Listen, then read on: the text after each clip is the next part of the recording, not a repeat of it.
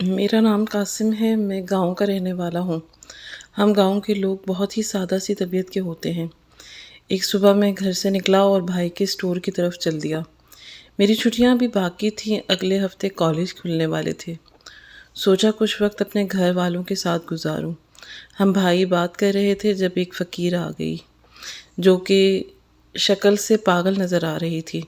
میرے بھائی نے 5 روپے دیے، دوبارہ مجھ سے باتوں میں مصروف ہو گیا۔ ہمیں لگا کہ چلی گئی، لیکن اچانک نظر پڑی تو وہیں زمین پر بیٹھی روٹی ہاتھ پر رکھے کھا رہی تھی۔ میں نے گلاس کا پانی بھرا اور اسے دے دیا۔ کچھ دیر بعد میں کام میں مصروف ہو گیا۔ جب اس فقیرنی نے میرے بھائی سے کہا کہ ایک کوک دے دو، میں مسکرایا تو وہ فقیرنی سمجھ گئی میں اس کے کوک مانگنے پر مسکرایا ہوں۔ میرے طرف سے غصے سے دیکھنے لگی اور مجھ سے مخاطب ہوتے ہوئے بولی، مسکرا رہے ہو کیا؟ ہم لوگ بوتل بھی نہیں پی سکتے؟ میں نے اس کی طرف دیکھا اور مزاحیہ انداز میں بولا کہ کیوں نہیں، ضرور پیے، لیکن یہ مفت نہیں ملے گی۔ پہلے مجھے بتاؤ، میری شادی نہیں ہو رہی۔ گھر والے کہتے ہیں پہلے ڈگری حاصل کرو، پھر لڑکی ڈھونڈیں گے۔ تمہارے پاس حل ہے اس کا، یا دعا ہی کر دو؟ اب وہ میرے نزدیک آئی اور مجھ سے مخاطب ہوئی اور بولی، یہ بھی بھلا کوئی مسئلہ ہے؟ صبر کرو، کوئی نہ کوئی تو ہوگی جس کو تم پسند آؤ گے۔ میں ہنسنے لگا۔ میرا بھائی بھی ہماری باتیں سن کر ہنس رہا تھا۔ وہ کہنے لگا، اس کو بھلا کون پسند کرے گا، اس کو چھوڑو۔ تم اپنی بتاؤ کہ کبھی محبت نہیں ہوئی کسی سے جوانی میں؟ اس فقیر نے شرماتے ہوئے چہرہ دوپٹے میں چھپا لیا۔ ہم دونوں بھائی اس کے شرمانے پر ہنسنے لگے۔ وہ کہنے لگی، یہ ایک درد بھری کہانی ہے۔ وہ بولی، ہاں، محبت بھلا کسے نہیں ہوتی، ہر انسان کبھی نہ کبھی محبت کرتا ہے، اور مجھے بھی محبت ہوئی۔ میں نے پوچھا، پھر وہ تم کو ملا نہیں جو بھیک مانگنے نکل جاتی ہو؟ کہنے لگی کہ میں بہت خوبصورت تھی اور میرے محلے میں رہتا تھا۔ جب میں جاتی تھی اس سے ملنے، وہ ہر دفعہ کچھ پیسے دیتا اور بولتا کہ تم بہت دور سے آتی ہو صرف میرے لیے، یہ پیسے رکھ لو۔ اس کا باپ بہت بڑا زمیندار تھا۔ مجھے اس سے محبت ہو گئی تھی، شدید محبت، اتنی محبت کہ مجھے لگتا تھا کہ اگر وہ نہ ملا تو میں مر جاؤں گی۔ ایک دن میں نے سنا کہ کل ایک بڑی سی گاڑی میں کچھ لوگ اس کے گھر آئے تھے، اس کا رشتہ ہو گیا تھا اس کے ہی جیسے لوگوں میں۔ مجھے اپنے منہ میں جانے والی روٹی کا نوالہ بھی نگلنا مشکل ہو لگا۔ میرا نشئی باپ میرا رشتہ اپنے کسی نشئی دوست سے کرنا چاہتا تھا۔ میں نے ابا سے کہا کہ یہاں چاہے میری شادی کر دے۔ ابا بڑا خوش ہوا۔ ویسے بھی جب منزلیں ہاتھ سے چھوٹتی ہوئی نظر آئیں تو خساروں کے ڈر ختم ہو جاتے ہیں۔ میرے ابا نے کہا کہ میری تو بڑی اپنی خواہش ہے کہ تجھے رخصت ہوتا ہوا دیکھوں، لیکن تیری ماں کہتی ہے وہ بیمار رہتی ہے، گھر کون سنبھالے گا؟ شادی کے بعد کے 2 مہینے کیسے گزرے پتہ بھی نہ چلا، اور میرا شوہر مجھ سے عمر میں بڑا تھا اور دبئی میں کام کرتا تھا۔ اس کے جانے کا دن آن پہنچا۔ امیدیں خواب دیکھ کر وہ چلا گیا۔ دن ہفتوں میں، ہفتے مہینوں میں بدل گئے۔ اس نے کوئی رابطہ نہ کیا۔ اس کے جانے کے بعد پتہ چلا کہ میں اس کے بچے کی ماں بننے والی ہوں۔ دعا کرتی تھی کہ میرا شوہر مجھ سے رابطہ کرے۔ ایک دن میری دعا قبول ہو گئی۔ میرے شوہر کا فون آ گیا۔ میں صرف بات ہونے سے ہی خوش رہنے لگی اور پورا دن آپ ہی مسکراتی رہتی۔ اپنی زندگی کے 4 خوبصورت سال میں نے اپنے محبوب شوہر پر وار دیے تھے، لیکن اب میں اس کے ساتھ رہنا چاہتی تھی۔ میں بار بار اس سے کہتی کہ واپس آ جائے، لیکن اس بات پر وہ ٹالنے لگا اور فون بند کر جاتا۔ میں نے ایک مردہ بچی کو جنم دیا تھا۔ میں اب جانتی تھی کہ اولاد بھی نہیں جس کی خاطر میرا شوہر واپس آ جائے گا۔ 5 سال اسی کشمکش میں گزر گئے۔ اب میرے سسرال والوں نے مجھ پر نظر رکھنی شروع کر دی۔ میں بیمار رہنے لگی، چیختی چلاتی، بھیک مانگتی کہ مجھے باہر جانے دو، لیکن سب نے مجھ کو رسی سے باندھ دیا تھا اور مشہور کر دیا تھا کہ میں پاگل ہوں۔ مجھے اس کی کہانی سن کر بہت دکھ ہوتا۔ میرا بھائی گھر جا چکا تھا۔ میں دیر تک اس فقیرنی کے ساتھ بیٹھا باتیں کرتا رہا۔ میرا دل چاہا کہ میں اس سے اپنی ساری کہانی کہہ دوں جو بہت کم لوگ جانتے تھے۔ میں نے اسے کہا کہ یہ لڑکا جو گھر گیا ہے میرا بھائی رضا ہے۔ یہ میری دوسری ماں کے پہلے شوہر سے ہے۔ میری پیدائش کے وقت کچھ ایسی پیچیدگیاں پیدا ہو گئیں کہ میری ماں بچ نہ سکی۔ بچوں کی دیکھ بھال کے لیے ابا شمسا کو بیاہ کر لائے، اور یوں یہ میرا بھائی رضا بھی ہماری زندگی میں چلا آیا۔ ابا اپنی بیوی کو راضی کرنے کے لیے اس کے بیٹے رضا کو بہت پیار کرتے، یہاں جاتے، ساتھ ساتھ ساتھ لے کے جاتے تھے۔ ابا کی اس بات سے میرے دل میں ایک گرہ لگا دی، دل کے ایک کونے میں نفرت پلنے لگی۔ رضا بہت تمیزدار بچہ تھا۔ ایک چیز جو میں نے شدت سے نوٹ کی، میری اس نفرت کے رویے کے باوجود وہ مجھ سے بہت محبت کرتا اور میرے رویے سے اسے کوئی فرق نہیں پڑتا۔ میری سوتیلی ماں نے گھر اور ابا کو اچھی طرح سے سنبھال لیا تھا۔ وہ بہت اچھی عورت تھی، کبھی شکوہ زبان پر نہ لاتی۔ مجھے یاد ہے ایک دن رضا اس سے پوچھ رہا تھا، سوتیلا بھائی کیا ہوتا ہے؟ میرا پورا جسم کان بن گیا تھا۔ مجھے لگا وہ میرا نام لے گی۔ میں سارا دن کا نکلا، شام کو واپس آیا تھا۔ ابا ڈانٹے تو وہی عورت مجھے اس کے غصے سے بچاتی تھی۔ وقت نے ماں کو ہم سے چھین لیا اور اب ابا بھی بیمار رہنے لگا تھا۔ آخری وقت میں نے ابا کی بہت خدمت کی، کئی بار اٹھا کر اسپتال لے کے جانے کے لیے گاڑی میں بٹھایا۔ ان کا کمزور وجود باہوں میں بھر کر کئی راتوں میں اسپتالوں کے بیڈ پر جاگ کر گزار دی، لیکن ابا ٹھیک نہ ہوئے تھے۔ وقت رضا کے ہاتھ میں میرا ہاتھ دے کر بولے کہ کبھی ایک دوسرے کو تنہا مت چھوڑنا۔ میرے دونوں بیٹے بھائی جن کو ابا نے پڑھنے شہر بھیجا تھا، پڑھائی مکمل ہونے کے بعد شادیاں کر لیں اور ادھر کے ہی ہو کر رہ گئے۔ سال میں ایک بار بس ملنے کے لیے آ جاتے ہیں۔ اب تو ابا بھی نہیں آ رہے تو ان لوگوں نے آنا بھی چھوڑ دیا۔ میری زندگی رضا کے گرد گھومنے لگی۔ میرے لیے رضا ہی سگا بھائی ہے۔ فقیرنی چلی گئی تھی اور میں عشاء تک دکان کھولے بیٹھا ماضی کو سوچتا رہا۔ آج سارا دن میں ماضی میں جیتا رہا اور فقیرنی مجھے ماضی کی یادوں میں لے گئی۔ کچھ دن بعد میری چھٹیاں ختم ہو گئیں اور میں واپس شہر آ گیا۔ یہاں میں اپنے بڑے بھائی کے گھر میں اس کے دیے گئے مکان میں رہتا تھا اور اکثر مجھے کہتا کہ میں گاؤں کے گھر اور زمین سے اپنا حصہ لے لوں اور یہاں اپنا گھر بنا لوں اور ان کی سالی سے شادی کر لوں، لیکن میں ابا کے گھر کے ٹکڑے نہیں کر سکتا تھا اور رضا میرے لیے اپنے سگے بھائیوں سے زیادہ اہم تھا۔ ردا میری کزن تھی، میرے دوست، میری ہم عمر، ہم اکثر ہی فون پہ بات کرتے تھے۔ ہمیں عادت تھی کہ ہم لوگ جب تک ایک دوسرے سے سب کچھ شیئر نہ کرتے چین نہیں آتا۔ ایک دن ردا نے مجھے حیران کر دیا۔ اس نے کہا کہ وہ لاہور سے آئے ہوئے اپنے کزن کے ساتھ شادی کرنا چاہتی ہے اور وہ یہ بھی چاہتی ہے کہ ان کے گھر والوں کو میں سمجھاؤں، کیونکہ ان کا خیال ہے کہ مجھے کوئی منع نہیں کرے گا۔ سب میری بات مانتے ہیں، لیکن اس کے بھائی اور ماں نے کہا کہ وہ لوگ اس لڑکے کے خاندان سے کوئی رشتہ نہیں رکھیں گے اور ردا کی منگنی کہیں اور کر دی۔ میرے پیپرز ہو رہے تھے، بہت دنوں سے ردا سے بات نہیں ہوئی تھی۔ پھر میں گاؤں آ گیا، لیکن ایک دن ردا نے مجھے حیران کر دیا کہ منگنی ہو کر ٹوٹ بھی چکی ہے۔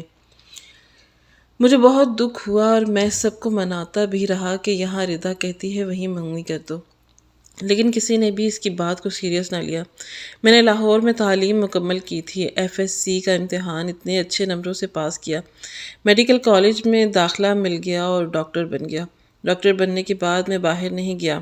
نہ جانے کیوں میرا خیال تھا کہ میری مٹی کو میری ضرورت ہے۔ میں گاؤں میں ہی ڈاکٹری کرنے لگا۔ پیسہ بھلے نہیں تھا، لیکن میرے اپنے گاؤں کے لوگوں کی دعائیں میرے لیے بہت تھیں۔ گاؤں کی آبادی بہت سی عورتوں کے لیے لیڈی ڈاکٹر اور بچوں کے لیے کسی چائلڈ اسپیشلسٹ کی ضرورت تھی۔ میں نے اپنے کچھ دوستوں سے بات کی اور وہاں وہ لوگ ہفتے میں ایک دن ہمارے گاؤں آنے کے لیے راضی ہو گئے، کیونکہ یہاں ڈاکٹروں کی تعداد بہت کم تھی۔ میں صبح سے شام تک اسپتال میں مصروف رہتا۔ میں اچھا ڈاکٹر تھا، مریضوں کو وقت دیتا۔ اللہ نے میرے ہاتھ میں شفا بھی رکھی تھی۔ جلد ہی اس کے پاس کے علاقے میں میری مشہوری ہو گئی۔ مشہور ہونے کے بعد پیسہ بھی آنے لگا۔ جلد ہی میں اچھا کمانے لگا۔ اچھے سے علاقے میں نے مکان لے لیا۔ میری ماں اب مجھے شادی کا کہتی، لیکن اس وقت تک میں نے اس بارے میں نہیں سوچا تھا۔ ایک دن ردا ہمارے گھر آ گئی اور مجھے دیکھ کر بولی کہ وہ ڈاکٹر تم تو پہچانے ہی نہیں جاتے۔ میں نے کہا کہ کیوں؟ اب میرے سینگ آ گئے ہیں، تو ہنسنے لگی اور بولی کہ اب لگا کہ قاسم ہی ہو۔ بہت عرصے بعد ہم ملے تھے، بہت دیر تک باتیں کی۔ اس نے بتایا کہ اس کے والدین کی ہی زندگی میں اس کی چھوٹی بہن کی شادی ہو گئی تھی۔ اللہ نے اس کو بیٹی عطا کی ہے۔ زندگی سے کسی قسم کی کوئی شکایت نہیں۔ میرے بہنوئی میرے والدہ کی پسند تھے، ان کی مرضی سے یہ رشتہ ہوا، لیکن جلد ہی اس کے سسرال والوں کو لگا کہ جب جس دولت کے لالچ میں ان لوگوں نے شادی کی تھی وہ تو نہیں ملے گی۔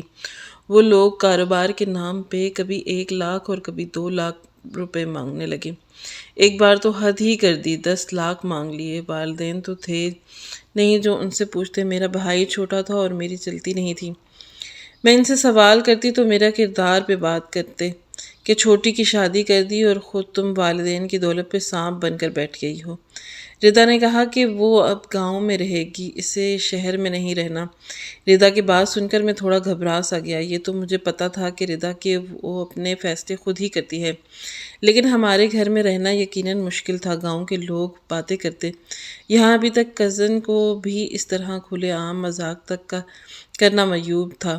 میں نے معذرت کر لی۔ ردا نے دکھ سے مجھے دیکھا اور بولی کہ اگر رشتے کے بغیر نہیں رہ سکتی تو رشتہ بنا لو، مجھ سے شادی کر لو۔ میں حیران رہ گیا اور کہا کہ میں نے اس کے متعلق کبھی سوچا ہی نہیں۔ وہ واپس چلی گئی، یونیورسٹی میں ایڈمیشن لے لیا اور پڑھائی میں مصروف ہو گئی۔ یہاں اس کی ملاقات عازر سے ہوئی۔ دونوں ایک ہی مضامین میں تھے، شاید دونوں کے مزاج بھی ملتے تھے۔ ردا کو سہارا چاہیے تھا۔ دونوں نے شادی کا فیصلہ کیا اور سوچا کہ اپنے اس رشتے کے بارے میں اپنے اپنے گھر بتائیں۔ انہوں نے اپنے طور پر فیصلہ کر ہی لیا کہ وہ شادی کریں گے، اور اب یہ چاہتے تھے کہ ان کے اس فیصلے میں ان کے گھر والے بھی شامل ہو جائیں۔ عام طور پر بہنیں ایک دوسرے کے قریب ہوتی ہیں، ایک دوسرے سے اپنے دل کی بات کر لیتی ہیں، مگر ردا کے گھر میں یہ ایک عجیب بات تھی۔ اس کی بہن سب کا قصور بار ردا کو سمجھتی تھی، اس لیے ردا آج بھی مجھ سے زیادہ قریب تھی۔ اس کا خیال تھا کہ میں اس سے باتیں آسانی سے سمجھ لیتا ہوں، اس سے بحث نہیں کرتا، اس کی بات مان لیتا ہوں، جبکہ اس کے والدین کے بعد اس کی بہن بھی اسے چھوڑ چکی تھی۔ بات تو یہی تھی کہ میں اس کی بات آسانی سے سمجھ بھی لیتا تھا اور اس سے اس کے بارے میں بات بھی کر لیتا تھا۔ ردا کو اس کی بات سمجھ میں نہیں آتی تھی۔ ردا کی بہن روایتی قسم کی لڑکی تھی، اسے صرف اپنے شوہر کی فکر تھی۔ اس کی ساری توجہ کا مرکز اس کا گھر اور بچے تھے۔ وہ چاہتی تھی کہ ردا جس گھر میں رہتی ہے، جو کہ اس کے والد ردا کے نام کر گئے تھے، یہ گھر ردا اس کے نام کر دے۔ ردا کی بہن صرف اپنے شوہر کی سنتی تھی اور کبھی اس کے خیالات اور مشوروں کو مکمل طور پر نظر انداز نہیں کرتی تھی۔ ردا کا مجھ سے ایک عجیب دلچسپ قسم کا تعلق تھا۔ اس کا اپنی بہن کے ساتھ کچھ بھی شیئر نہ کرنا اس کی بہن کی لالچی طبیعت ہی کی وجہ تھی، اور یہی وجہ تھی کہ وہ بہت سی باتیں اپنی بہن سے نہیں کرتی تھی۔ میں تو اس سب کو صرف دوستی سمجھتا تھا، یا سمجھ لیں اتنی ہی تھوڑی سی بے تکلفی جسے کزنز میں ہوتی ہے۔ مجھے نہیں پتا تھا کہ میں جس راہ پر نکل چکا ہوں، میرے ساتھ معاملات مختلف تھے، اور مجھ سے ہر موضوع پر کھل کر بات کرتی۔ اسے پتا تھا کہ میں اس کے خیالات کا احترام کرتا ہوں اور مجھ سے ہر بات کر سکتی تھی۔ میں اپنی رائے ضرور دوں گا، لیکن مسلط نہیں کروں گا۔ اسے احساس دلاتا تھا کہ اس کی رائے بہت اہمیت ہے۔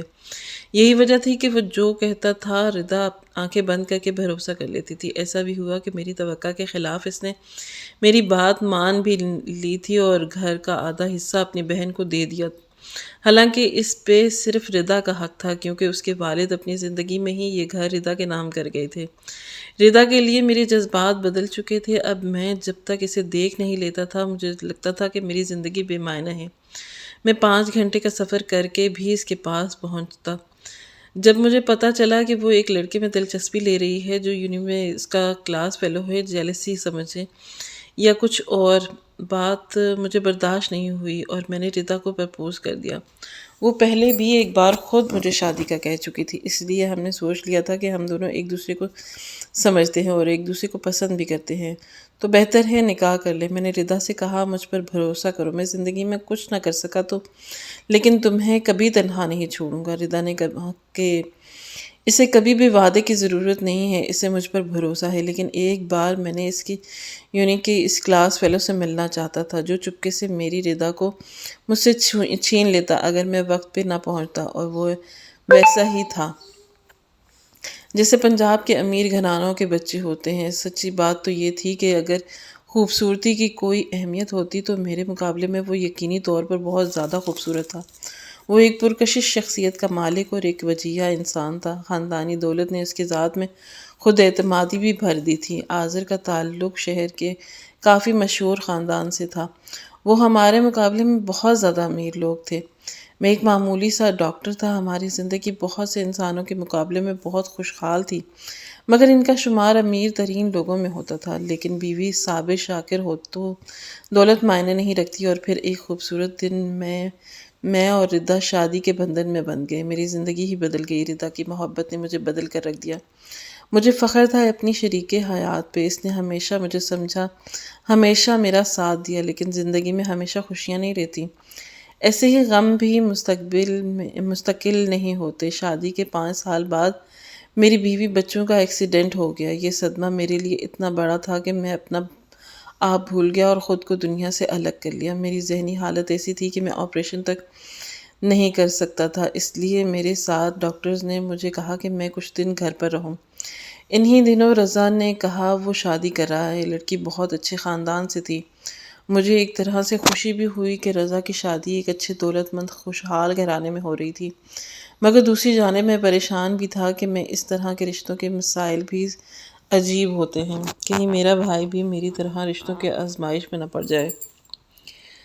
میں پہلے ہی بتا چکا ہوں کہ ان دنوں میں شدید ذہنی دباؤ کا شکار تھا۔ الٹی سیدھی سوچیں مجھے گھیرے رکھتی تھی۔ رضا نے مجھے کہا کہ تم بھی شادی کر لو تاکہ کوئی دکھ درد بانٹنے والا ہو، دیکھنا تم بالکل ٹھیک ہو جاؤ گے۔ رضا نے ماں سے کیا کہا اور کیا نہیں پتہ نہیں، لیکن میری ایک نہ چلی اور مجھے کہا کہ ردا کی چھوٹی بہن سے وہ لوگ میری شادی کر رہے ہیں۔ میں شرمندہ تھا، کیسے ردا کی بہن کا سامنا کروں گا۔ کبھی میں ردا کی وجہ سے اس سے رشتہ رکھتا تھا اور میری بہنوں جیسی لڑکی سے میں کیسے رشتہ جوڑ لیتا، اور پھر میری شادی ردا کی بہن سے ہو گئی۔ میں جب بھی کمرے میں آتا وہ لائٹ آف کر دیتی اور کہتی کہ مجھے آپ میں اپنی بہن نظر آتی ہے۔ میں سمجھتا تھا کہ وہ بھی میری طرح رشتہ بدل جانے سے کنفیوز ہے، گھبرا رہی ہے۔ پھر اس نے میری بیوی کے کپڑے پہننے شروع کر دیے جن سے میری بیوی کی خوشبو آتی تھی۔ میں بہت پریشان تھا۔ ایک دن میں گھر آیا تو اس نے میری بیوی کے کپڑے پہن رکھے تھے۔ اسے دیکھ کر میرے پیروں تلے سے زمین نکل گئی۔ وہ ردا ہی تھی۔ میں اپنی جگہ پہ ساکت ہو گیا۔ یہ کیسے ممکن تھا؟ ردا میرے پیروں میں بیٹھی رو رہی تھی اور میں اسے جیسے بدن میں لہو باقی نہیں رہا۔ میں نے اس سے پوچھا کہ یہ سب کیا تھا؟ اس نے کہا کہ ایکسیڈنٹ کے وقت وہ بچ گئی تھی لیکن اسے اغوا کر لیا گیا تھا، اور مجھے لگتا تھا کہ تم مجھے قبول نہیں کرو گے، اسی لیے میں گھر نہیں آئی۔ مجھے لگتا تھا کہ تم مجھ سے نفرت کرو گے۔ پھر ایک دن ایک فقیرنی ملی، اس نے مجھے کہا کہ تم واپس آ جاؤ، تمہارا شوہر نہیں قبول کرے گا۔ اس نے میرے لیے بہت سی دعائیں کی، اور پھر ایک دن رضا نے مجھے دیکھ لیا، لیکن میں نے اپنی خدشات بتائے تو اس نے کہا کہ میں تمہیں دوبارہ سے گھر لے جائیں گے اور قاسم تمہیں کچھ نہیں کہے گا۔ میں پھر بھی نہیں مانی تو اس نے یہ پلان بنایا کہ تم سے کہا جائے کہ میں ردا کی چھوٹی بہن ہوں، لیکن آج تم نے مجھے دیکھ لیا۔ میں سب کچھ سن کر حیران تھا۔ بچوں کی موت کی خبر ہی میرے لیے بہت بڑا زخم تھی، پھر اس سے ہرا ہو چکا تھا، اپنی بیوی کی موت پہ صبر کر چکا تھا، اپنے سامنے اسے دیکھ کر یقین نہیں آ رہا تھا، لیکن میں روایتی شوہر ثابت ہوا تھا۔ ایک دن بعد بیوی کہیں رات گزار لے تو ہم مرد اسے قبول نہیں کرتے، اور وہ تو پورے 1 سال بعد کہہ رہی تھی کہ اسے ڈر تھا کہ اس کا شوہر قبول نہیں کرے گا، اور اغوا کرنے والوں کا مقصد بھلا کیا ہو سکتا تھا۔ میں اس دن خاموشی سے گھر سے نکل گیا۔ رضا سے بھی گلہ تھا، اپنی ماں سے بھی، جن لوگوں نے سچ کو مجھ سے چھپایا تھا۔ ہم روایتی مرد خود چاہیں تو جو کچھ بھی کرتے پھریں، لیکن عورت کے معاملے میں اتنے ہی شکی مزاج ہوتے ہیں۔ میں بھی اپنی اس بیوی کو قبول نہیں کر سکتا جو میری محبت بھی تھی۔ میں سب کچھ بھول گیا اور اپنی نام نہاد عزت ہی یاد رہی۔ وقت گزرتا گیا۔ رضا کی بیٹی جس سے میں نے اپنی بیٹی بنا لیا تھا وہ بھی چاچا کہنے کے بجائے مجھے بابا کہتی تھی، اور میری ہر بات اس کے لیے حرف آخر تھی۔ مجھے بھی اس پر فخر تھا، لیکن زندگی میں اکثر ایسے موڑ آتے ہیں جو بہت مشکل ہوتے ہیں۔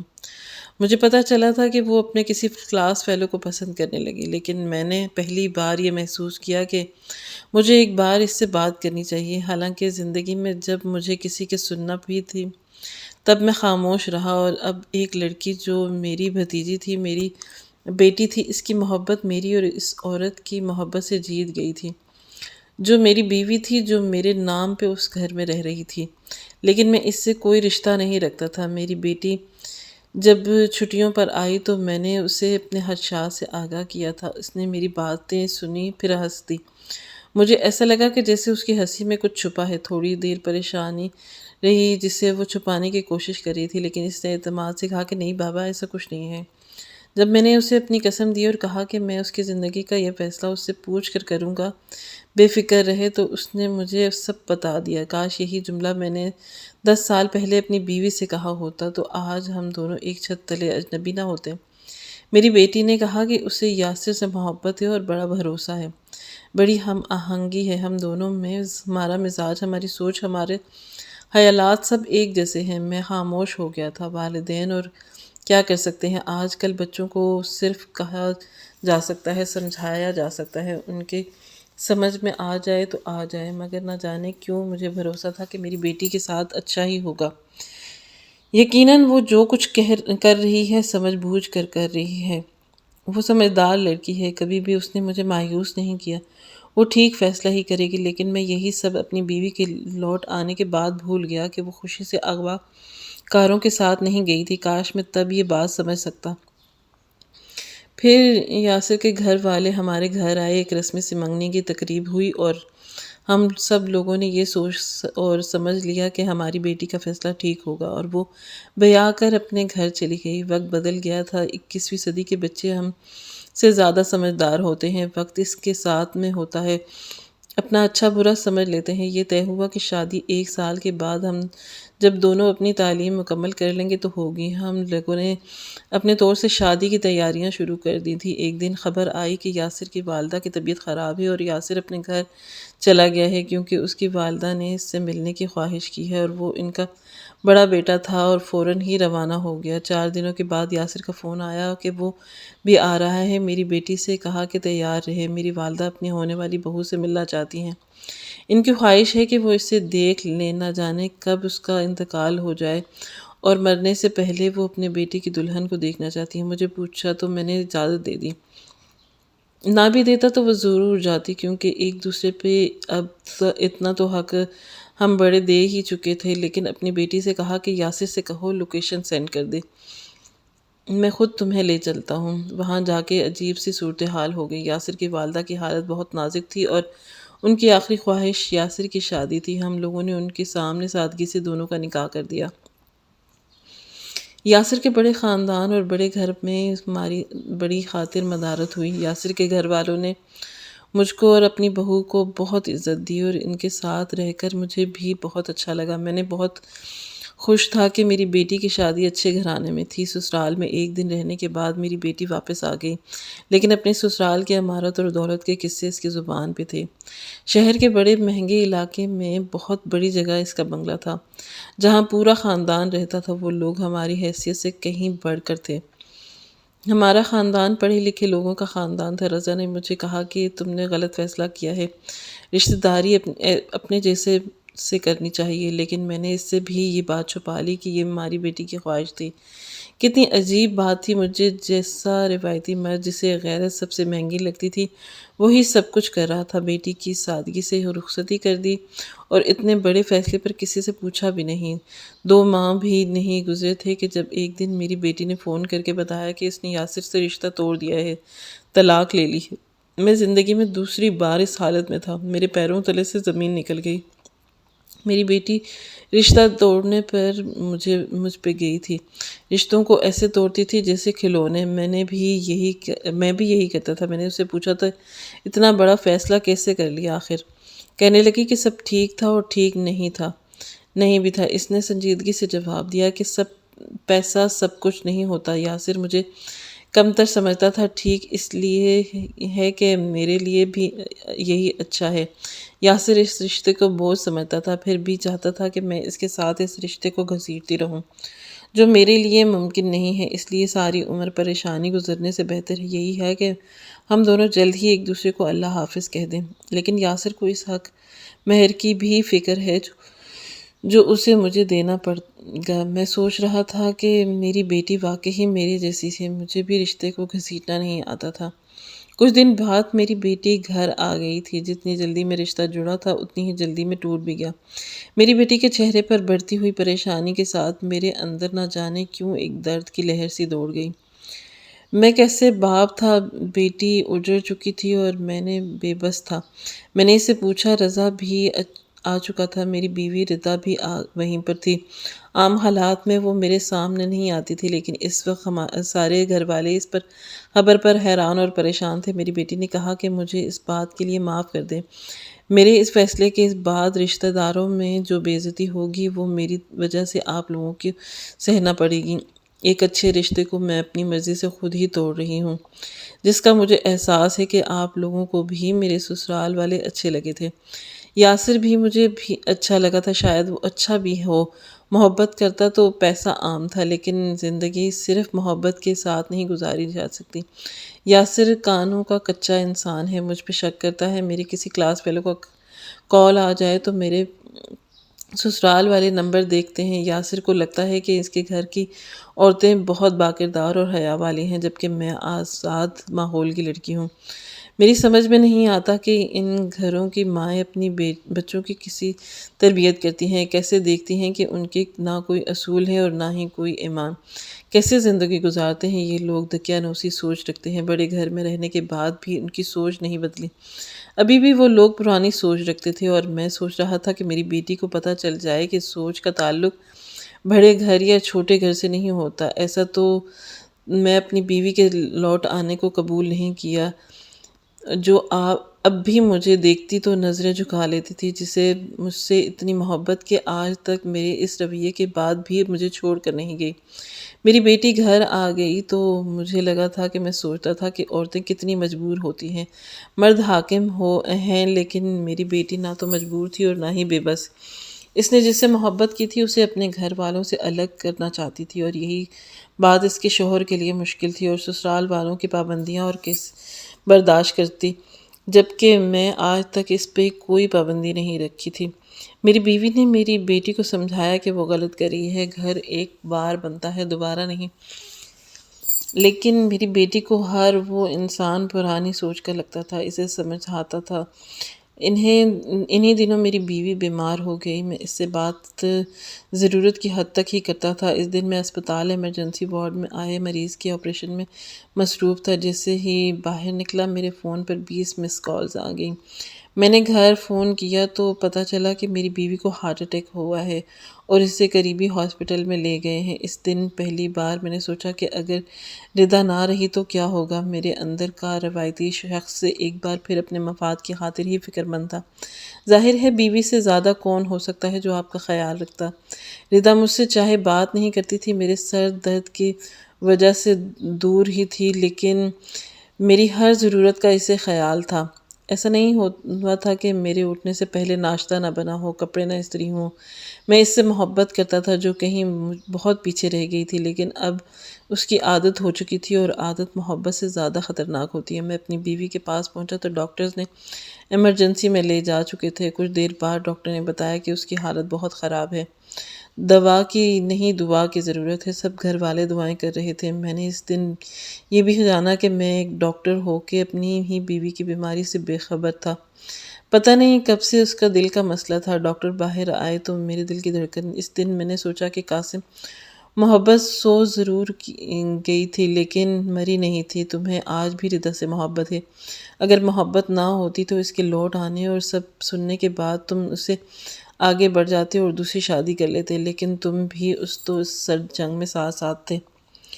ڈاکٹرز نے بتایا ردا اب خطرے سے باہر ہے، لیکن کوئی بھی ٹینشن اس کے لیے خطرناک ہو سکتی ہے، اس لیے کوئی بری خبر انہیں موت کے منہ تک لے جا سکتی ہے۔ ردا گھر آ گئی۔ اس رات میں اپنی بیوی کے سرہانے بیٹھا رہا، بالکل خاموش، دیر تک اس کے چہرے کو دیکھتا رہا۔ خوبصورت چہرہ اب مرجھا چکا تھا، بالوں میں چاندنی اتر آئی تھی۔ ردا بہت کمزور ہو گئی تھی۔ اس نے آنکھیں کھولی تو مجھے اپنے قریب دیکھ کر پریشانی سے مجھے دیکھا اور بولی، خیریت تو ہے؟ آپ یہاں کیا کر رہے ہیں؟ اپنے کمرے میں نہیں گئے؟ میں نے کہا کہ ہاں خیریت ہے، تم سے ایک کام تھا۔ اس نے کہا کہ کیسا کام؟ میں نے کہا کہ اگر کوئی یہ کہے کہ مجھے معاف کر دو اور زندگی میں پھر سے لوٹ آؤ، چلو ماضی بھول کے پھر سے جینے کی کوشش کریں، تو کیا مان لو گی؟ اس نے درد سے آنکھیں بند کی اور کہنے لگی کہ ڈر گئے ہیں کہ معاف کیے بغیر مر نہ جاؤں۔ میں نے کہا کہ مرے بھی تو ساتھ مریں گے۔ وہ مسکرائی اور بولی کہ قاسم، اب ایسی باتوں پہ بھروسہ نہیں کرتی میں۔ اب تو وہ عمر بھی نہیں رہی جب ایسی باتیں دل کی دھڑکن بڑھا دیتی تھیں۔ اب تو دل کی دھڑکنیں ایسی باتوں میں رک جاتی ہیں کہ بس بہت جی لیا۔ میں نے اس کے ماتھے پر اپنے ہونٹ رکھ دیے اور کہا کہ ایک بار معاف کر دو، میں بھول گیا تھا۔ میں انسان ہوں تو دوسرے بھی تو انسان ہی ہیں۔ ردا خاموش ہو گئی۔ مجھے لگا وہ مجھے معاف نہیں کرے گی اور میں کچھ دن ایک ضروری کام سے لاہور آیا۔ یہاں ایک کانفرنس تھی۔ واپسی پر میری گاڑی خراب ہو گئی۔ راستہ سنسان تھا۔ اچانک ایک طرف سے ایک بوڑھی عورت آتی دکھائی دی۔ میں نے اسے نہیں پہچانا، لیکن وہ میرے قریب آ کے بولی کہ اس نے مجھے پہچان لیا ہے، لیکن وہ میرے قریب آ کے بولی کہ وہ بھوکی ہو گئی ہے، کھانے کو کچھ نہیں ہے۔ میں نے جیب سے 500 روپے نکالے اور اس کے ہاتھ پر رکھ دیے۔ واپس پلٹتے ہوئے اس نے مجھے دیکھا اور بولی کہ تم قاسم ہو نا؟ میں اپنا نام سن کر چونک گیا اور وہ حیرانی سے دیکھتے ہوئے بولا کہ میں قاسم ہوں، لیکن تم کیسے جانتی ہو؟ اس نے کہا کہ وہی فقیرنی ہوں جس نے کچھ عرصے پہلے تم سے اپنی زندگی کی کہانی سنائی تھی اور کہا تھا کہ تمہاری ماں سوتیلی ہے۔ میں نے کہا کہ ہاں، یاد آ گیا۔ اس نے جو بتایا میں حیران رہ گیا۔ اس نے کہا کہ کچھ عرصے پہلے ایک لڑکی ملی جسے ایکسیڈنٹ کروا کے مارنے کی کوشش کی گئی۔ بچے مر گئے لیکن وہ بچ گئی۔ دشمنوں نے اسے اغوا کروا دیا۔ جانتے ہو اس لڑکی کے ساتھ سب کچھ کس نے کروایا تھا؟ میں نے حیرانی سے اس فقیرنی کو دیکھا جو سب کچھ جانتی تھی۔ اس نے کہا کہ یہ سب کچھ تمہارے سوتیلے بھائی اور ماں نے کیا تھا تاکہ نہ تمہاری فیملی ہو اور نہ ہی ان کے ہاتھ سے تمہاری کمائی اور جائیداد جائے۔ اس دن مجھے پتہ چلا تھا میں کیا سمجھتا رہا اور میرے رشتے کیا نکلے۔ رضا کا اپنی بیٹی کو میری گود میں دے کر یہ کہنا کہ تمہاری بیٹی ہے اور میری بیوی کو سال بعد پھر سے واپس لانا سب ایک منصوبہ تھا۔ اللہ نے رضا سے بدلہ لے لیا۔ یاسر رضا کی بیٹی کو طلاق دے چکا تھا اور پھر میرا گھر اجاڑتا رہا اور خود بیٹی کی بربادی دیکھ رہا تھا۔ میں نے گھر الگ کر لیا لیکن آج تک رضا سے نہیں کہہ سکا تم نے اچھا نہیں کیا، لیکن آج تک میں اس صدمے کو بھول نہیں سکا۔ اب تو بوڑھا ہو چکا ہوں۔ بیٹی باپ جیسی نکلی اور امریکہ شفٹ ہو گئی اور اب میں ردا کے ساتھ الگ رہتا ہوں۔